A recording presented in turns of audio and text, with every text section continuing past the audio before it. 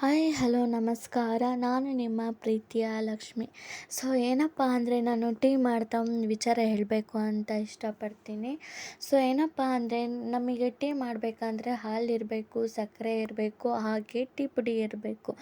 ಈ 3 ಇಲ್ಲ ಅಂದರೆ ನಾವು ಟೀ ಕುಡಿಯೋಕ್ಕಾಗಲ್ಲ. ಅದೇ ರೀತಿ ನಾವು ಜೀವನದಲ್ಲೂ ಕೂಡ ಅದೇ ರೀತಿ ಶಾಂತಿ ಇರಬೇಕು, ಸಮಾಧಾನ ಇರಬೇಕು, ಖುಷಿ ಇರಬೇಕು, ಎಲ್ಲಕ್ಕಿಂತ ಆಗಿ ನೆಮ್ಮದಿ ಇರಬೇಕು. ಇವ್ಯಾವುದೂ ಇಲ್ಲ ಅಂದರೆ ಅದು ಜೀವನ ನಡ್ಸೋಕ್ಕೆ ಸಾಧ್ಯವೇ ಇಲ್ಲ. ಅದೇ ರೀತಿ ನಾವು ಎಷ್ಟೇ ಕಷ್ಟ ಬಂದರೂ ಕೂಡ ಎಲ್ಲರೂ ಒಗ್ಗಟ್ಟಾಗಿ ಇರಬೇಕು ಅಂತ ನಾನು ಹೇಳೋಕ್ಕೆ ಇಷ್ಟಪಡ್ತೀನಿ. ಅದೇ ರೀತಿ ಏನಪ್ಪ ಅಂದರೆ ಕೆಲವೊಂದು ವಿಚಾರಗಳು ಹೇಳ್ಕೊಳಕ್ಕೆ ಇಷ್ಟಪಡ್ತೀನಿ.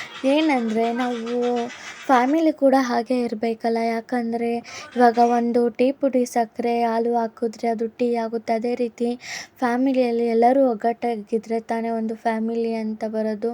ಒಗ್ಗಟ್ಟಾಗಿ ಇರಬೇಕು ಅಂತ ನನ್ನ ಆಸೆ. ನೀವು ಕೂಡ ಹಾಗೆ ಇರಿ ಅಂತ ಹೇಳೋಕ್ಕೆ ಇಷ್ಟಪಡ್ತೀನಿ.